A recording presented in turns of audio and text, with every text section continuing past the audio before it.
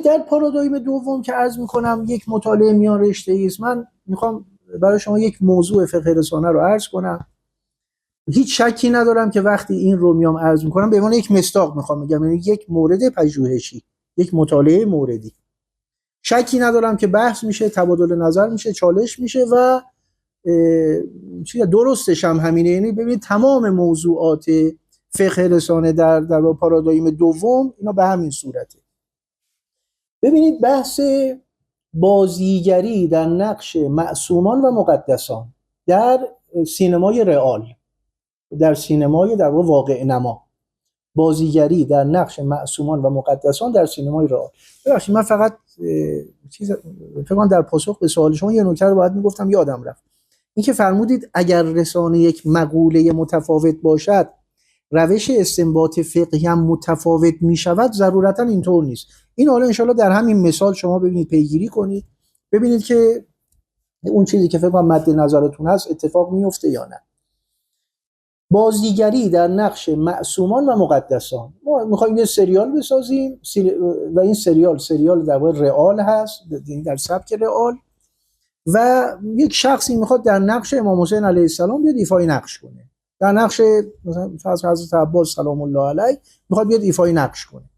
این اشکال داره اشکال نداره، یا چه بکنیم اصلا سیاست گذاری بکنیم برای ساخت چنین مثلا آثار رسانه‌ای، یا نه کلا سیاست گذاری بیایم تغییر بدیم. اینو وقتی شما میدید به پارادایم اول یک جواب سرراست، راحت و البته به درد نخور داره. پارادایم اول میگه که اگر توهین به معصوم باشد، اگر اهانت به مقدسات باشد حرام است، اگر اهانت به مقدسات نباشد حرام نیست.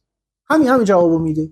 حالا اینکه اهانت به مقدسات هست یا نیست هیچ جوابی نمیده به شما. بعد ببینید حالا کار میاد تولید میشه، اجرا میشه. وقتی صحنه رو فرض کنید نشان میدن به مثلا فرض کنید فقها، میگن نه آقا این به هیچ عنوان نباید پخش بشه. خب ببین اینجا شما سوالتون علالقاعده اینه، مرجع تشخیص اهانت مقدسات کیست و کجاست؟ خب شما میگید اگر اهانت به مقدسات باشد حرام است، اگر نباشد حرام نیست. و کی باید تشخیص بده این اهانت به مقدسات هست یا نیست؟ ببینید فقه ما، یعنی این فقه به عنوان منابع اولیه، آیات و روایات، و این روش استنباطی که الان داریم که میگه که من با این روش‌های اصول فقهی میتونم حکم استنباط کنم، بیش از این مقدار را نمیتواند استنباط کند. بیش از این مقدار رو نه واقعا نمیتونه استنباط کنه. حالا میتونه باز یه نکته دیگه بگه اگر موجب اضلال و گمراهی حرام است، یعنی بیش از در واقع اون موضوع از خدمت اهانت به مقدسات، اگر موجب گمراهی نباشد اشکال نداره. خب یا اگر موجب کذب بر خدا و رسول است مثلا حرام است، اگر موجب کذب بر خدا و رسول نیست مثلا حرام نیست. ولی باز عرض میکنم هیچ مرجع تشخیصی نداره برای اینکه اثبات کنه موجب اضلال هست یا نیست، موجب کذب بر خدا و رسول هست یا نیست. خب ببین این موضوع میاد در کجا؟ این موضوع میاد در پارادایم ثانی، در پارادایم دوم. چرا؟ چون الان دیگه فقیه باید برای این بیاد سیاست گذاری کنه. ببینید مرجع تقلید میتونه بگه اگر حد که حرمت باشد حرام است، اگر اهانت به مقدسات باشد حرام است، اگر نه نیست. ولی فقیه دیگه نمیتونه اینطور بگه. چرا؟ به ولی فقیه میگن شما باید بیا اینجا سیاست گذاری کنید دیگه. بالاخره ما سیاست ساخت سریال ها و فیلم های سینمایی در ژانر بازیگری در نقش معصومان و مقدسان رو باید توی کشورمون داشته باشیم یا نه؟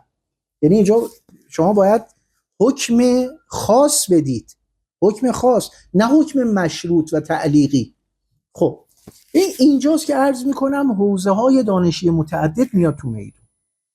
مثلا من اینجا میخوام چند موردشو میخوام عرض کنم. این حالا یک پژوهشی است که اینو من چند سال پیش انجام دادم و یک نمونه عینی است برای فقه رسانه در واقع چند پارادایم دوم. ببینید ما در عرض به خدمت شما نظریات ارتباطات، میگیم یک ارتباط کلامی داریم و یک ارتباط غیر کلامی. اینا رو هر کدوم میخوام خیلی سریع ازش عبور کنم تا این مثال رو جا بندازم.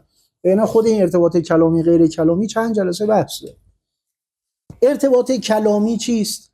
ارتباط کلامی آن ارتباطی نیست که صرفاً به وسیله کلام بیان می شود، بلکه منظور ارتباطی است که حد مشخص معنایی داره. حد مشخص معنایی داره. مثلا فرض کنید که شما به دوستتون میگید که شما امروز میایید خونه ما، دوستتون میگه بله، درست شد، یا میگه خیر. شما اینجا یک پاسخ کاملا معلوم و مشخص گرفتید. ممکنه به جای بله حتی سر تکان بده، به این صورت بگه، شما میگید گفت بله میام، یا سرشو بره بالا یعنی نمیام. اینجا حتی با حرکت سر میگن ارتباط کلامی برقرار کرد. چرا؟ چون یک معنای مشخصی گفت. این حرکت سر کاملا معادل کلمه بله بود. اون حرکت سر که سرشو برد بالا کاملا معادل کلمه نه بود. اون میشه ارتباط کلامی، یک معنای مضبوط و معلوم و مشخص داره. ارتباط غیر کلامی آن ارتباطی است که یک معانی حداقلی ازش میفهمیم و یک معانی حد اکثری، اما معانی حد اکثری معانی محتملند. معانی محتملند. مثلا فرض کنید، این حالا به عنوان مثال میگم، مثلا دوست شما به شما میگه که امروز میای خونه ما، شما به این صورت مثلا با سر بهش جواب بدید، یعنی میام ولی خب خیلی هم میل ندارم بیام، یا حالا ببینم چی میشه. این چند تا معنای محتمل داره. میگید گفت میام ولی همچی محکم نگفت. تو قومیای چی تیکه کلام اینو اشکال نداره، از کام طنزم هست. یه بنده خدایی برای خواستگاری تماس گرفته بود با یه خانومی، بعد عرض به خدمت شما که اون خانومی که حالا برای دخترشون در تماس گرفته بودن از این خانم خواستگار سوال کرده شما با پسرتون شغلش چیه؟ گفت پسر من مثلا چیه تو لباس مثلا طلبگی روحانیه. اون خانم مادر دختر گفته بود، میگم با لهجه قومی، گفته بود آقای ما هم روحانیه ولی خب نمیشه اون بگیم روحانیه، ایشون تو حرم کار میکنه. خب این اصطلاح قومیه، فلان هست نمیشه اون بگیم فلان است، یعنی یه معنی مبهم. بالاخره چیزی که تو حرم کار میکنه روحانی نیست ولی شباهت زیادی به روحانیت داره. این دقیقا میشه ارتباط غیر کلامی. یعنی حتی در لفظ هم که میگوید، با کلام هم که میگوید، یک معنای مضبوط و مشخصی نداره. استعاره همینطوره. استعاره مثلا ببینید ما در چیز داریم، در ادبیات داریم، میگه زیدون کثیر الرماد، زید خاکستر خونش زیاده. منظور اینه که خیلی اهل مهمانداری است و همیشه سفرهش پهنه ولی به این صورت میگن. آیا منظور این است که فقط مهماندار است؟ این معنی حداقلیه، ولی بیش از این هم معانی دیگری دارد. یعنی این میخواد صورتهای ذهنی دیگر هم در ذهن مخاطب بیاد.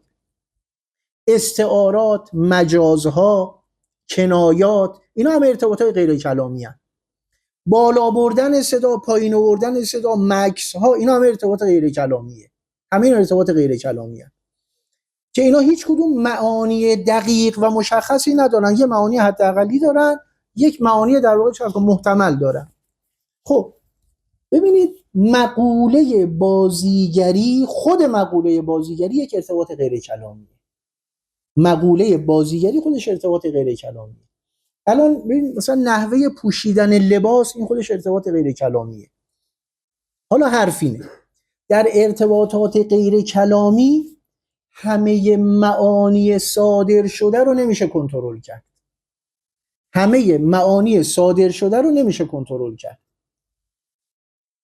شما مثلا فرض کنید اگر حالا یک شخص یک لباسی بپوشه، یک لباسی که متعارف شماها نیست، ماها نیست، بیاد تو این جلسه، به تعداد افراد جلسه ما از نحوه لباس پوشیدن ایشان پیام دریافت میکنیم. بعد میریم سراغ خود ایشون، میگه بابا من منظورم مثلا فرض کنید از بین 10 پیامی که شما دریافت کردید 2 تا پیامش بود، 8 تاش اصلا به مخیله منم خطور نمیکرد. میگن اگر پیگیری میکردی و حواست بود میتونستی به همه این پیامو برسی؟ میگه خیلی پیگیری میکردم، از این 10 تا به 6 تاش میرسیدم که میفهمیدم این 6 تا معنا هم برای لباس پوشیدن من هست، ولی اون 4 تاشو نه خدایی هرچی فکر میکردم بهش نمیرسیدم. بازیگری یک ارتباط غیر کلامیه که معانی متعدد به اذهان مخاطبین میدهد. خب معانی متعدد به اذهان مخاطبین در واقع صادر میکنه و تمام این معانی قابل از به خدمت شما کنترل نیست. خب حالا شخصی که میخواد در نقش، مثلا فرض کنید که امام حسین علیه السلام ایفای نقش کنه، این داره یک ارتباط غیر کلامی ایجاد میکنه.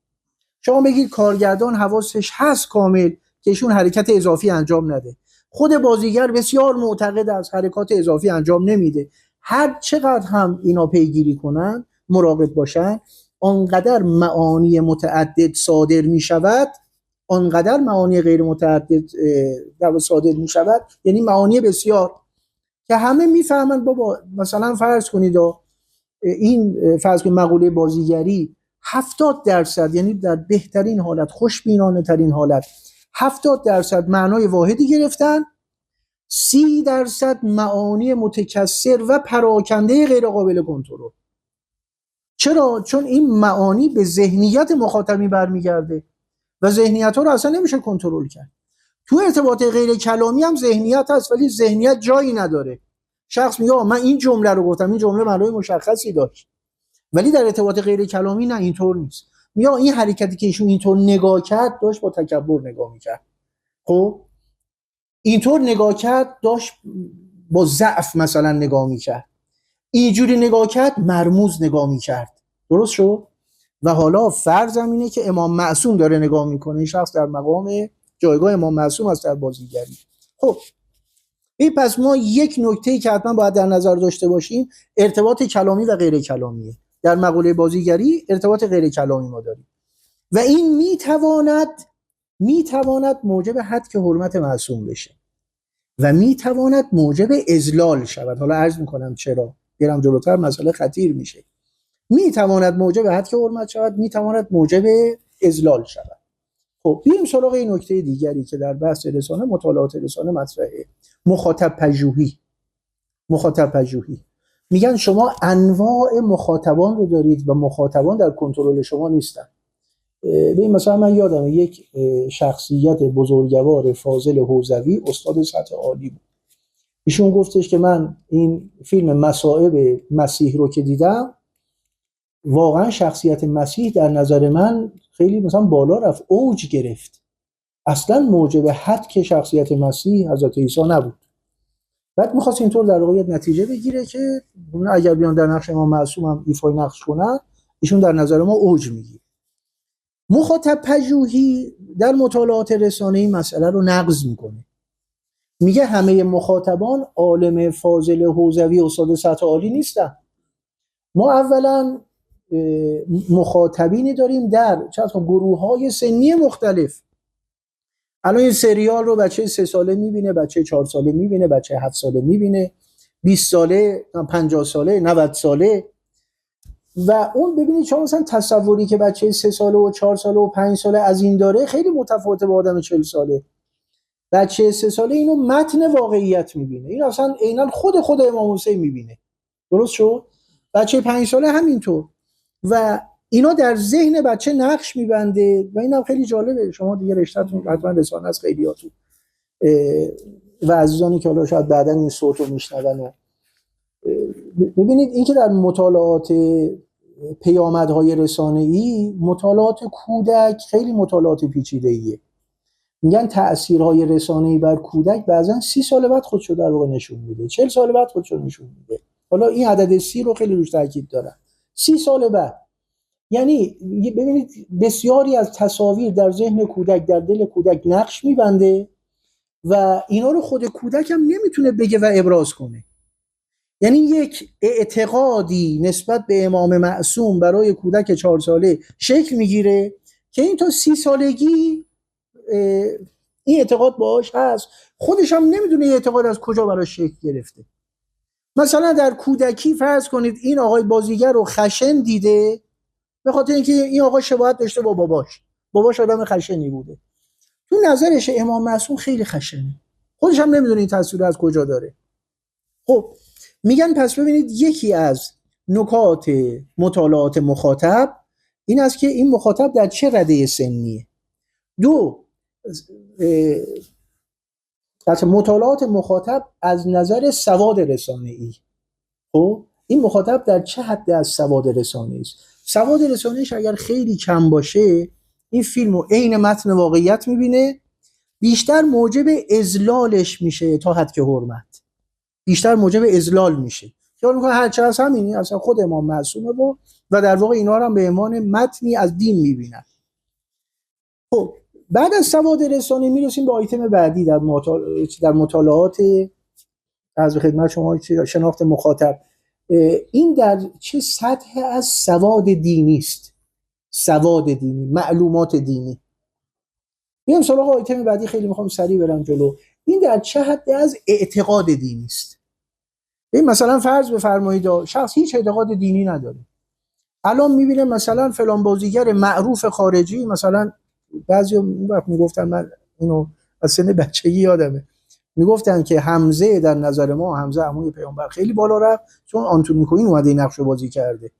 یعنی اینو موجب افزایش قدر و اعتبار حمزه میدونن. و اگه شخص اعتقاد دینیش خیلی کم باشه، یا فلان بازیگر در نقش امام معصوم اومد بازی کرد، عجب امام معصوم شخصیت حقی داره که اون اومده این بازیو کرده. شخص اگه اعتقاد دینیش خیلی بالا باشه، مثلا امام حسین رو در ملکوت فقط میبینه، هر کسی در نقش ایشان ایفای نقش کند میگه این جز حد که حرمت چیزی نیست، جز حد که این. حالا یه شاهدی من براش دارم، این خیلی چیز عجیبیه. این به توی استفتایی که از مراجع شده که آیا بازیگری در نقش معصومان و مقدسان مثلا انجام بشود یا نه، این نکته ارتکاز عرفی خیلی نکته مهمیه. تقریبا همشون گفتن در نقش حضرت زهرا سلام الله علیها این کار انجام نشه. یک ببینید چیز ارتکازی داشتن که این موجب حد که حرمت می شود. حالا اینکه این ارتکاز رو بتونن تحلیل کنن دربارش و چیزی نگفتن، حتما تحلیل داشتن. ولی یکی از نکات تحلیلیش اینه که ببینید اون سطح اعتقاد دینی باعث می شود که بازیگری در این نقش در نزد مخاطبان حد که حرمت محسوب شود. خب ببینید پس یکی از که هم شرایط سنی مختلف، دو از که هم سواد رسانه‌ای مختلف، سه از که هم سواد دینی مختلف، چهار میزان اعتقاد دینی. خب اینجا از بحث مخاطب پژوهی من میگذرم و اینو فقط چون حالا اینجا چند آیتم دیگه هست چون میخوام سریع بگذرم برم سراغ موضوع بعدی در این مقوله. من ببینید اینو یادمه چند سال پیش اون وقتی داشتیم پژوهش رو انجام میدادیم با یه مرکز افکارسنجی بسیار معتبر، اسم نمیبرم، صحبت کردیم که ما بیایم یک کار افکارسنجی انجام بدیم که از مقوله در واقع چیز آینده پژوهی هم هست، چون اون سال هنوز فیلم و سریالی با این مضمون در واقع تولید نشده بود. گفتم بیایم یه افکارسنجی انجام بدیم ببینیم چند درصد مردم اینو در واقع حد که حرمت میدانن، چند درصد نمیدانن. اون مدیر مرکز افکارسنجی به من گفت اگر چند درصد حد که حرمت بدانند مسئله فقهی شما حل میشه. گفتم 20% هم اگه اینو در واقع حد که حرمت بدانند، چون اینو با توجه به یه سرریز کنید بر تعداد جمعیت، مثلا چه بسا 20 میلیون نفر اینو مثلا حد که حرمت میدونن در کل مثلا جهان تشیع. ایشون گفت من همین الان ندید به شما میگم افکارسنجی رو انجام بدیم، این چی تقریبا مثلا 50-50 است و 50% میگن این کار حد که حرمت. خب لذا برای چی میخواید بی خود بیاد خرج و هزینه کنید و اینا؟ و این وقتی 50% اینو حد که حرمت بدانن یا نه حتی همون 30% و این پس حد که حرمت هست. حالا من اینجا وارد مقوله فقهیش هم میشم. خب من از این قسمت میگذرم میام سراغ موضوع بعدی که موضوع بسیار مهمیه. تا اینجا من از نظریات رسانه و نظریات ارتباطات استفاده کردم، یعنی انگار نشستم در نقش حوزه دانشی ارتباطات، حوزه دانشی رسانه و اومدم موضع این دو حوزه نظریه رو گفتم. حالا میخوام وارد بشم به حوزه نظریات فرهنگی. ببینید عزیزان، ما یک معصوم فرهنگی شده داریم، یک معصوم غیر فرهنگی شده. معصوم فرهنگی شده یعنی آن کسی که در نظر مردم، در نظر مخاطب معصوم است. خب مثلا فرض بفرمایید که بارها و بارها مثلا روزش رو شنیدن، گریه کردن براش، باش حرف زدن، حاجت گرفتن ازش، او را شخصیت بسیار بزرگی میدانن. یه معصومی است که علیرغم شخصیت ثبوتی مثلا پیامبر فرض کنید اولوالعزمه، ولی در نظر مردم معصوم فرهنگی شده نیست، مثل حضرت نوح پیامبر. شما تا حالا روزه حضرت نوح نشنیدید، تا حالا با حضرت نوح شما صحبت نکردید، گریه نکردید براش. ببینید این مسئله حد حرمت آنجا اتفاق میافتد که معصوم فرهنگی شده باشد، یعنی آنچه ارائه می شود با ذهنیت مخاطب بسیار بسیار متفاوت باشه از حیث جایگاه و رتبه. بعد شما میبینید در دایره معصوم فرهنگی شده بسیاری از امامزاده ها وارد میشن، خب، و بسیاری از معصوم های کلامی و اعتقادی خارج میشن. مثلا اگر بخواید یه سریال درباره حضرت معصومه سلام الله علیها بسازن، حضرت معصوم فرهنگی شده است، این حد که حرمت اتفاق میفته. یعنی همین چیزایی که عرض کردم تو نظرسنجی اگر بگن حد که حرمته، بیش از 50% میگن حد که حرمت، آقا نباید این کار بشه. ولی فرض کنید درباره حضرت نوح، درباره حضرت یوسف پیامبر، درباره حضرت مثلا فرض کنید ایوب، من فکر میکنم 99% میگن نه آقا چه حد که حرمتی. خب این معصوم فرهنگی شده نیست. پس ما ببینید یکی از اون در نکاتی که حتما باید در اینجا ملاحظه کنید، حالا من اینجا وارد این در چارچوب مفهومی نمیشم، نمیخوام بحث رو باز کنم، فقط میخوام اینا رو صرفا عرض کنم و عبور کنم. ببینید ما به این میرسیم که حتما باید فرهنگی شده بودن معصوم را باید حتما ملاحظه کنیم. اینجا نباید بریم سراغ معصوم کلامی، باید بریم سراغ معصوم فرهنگی شده.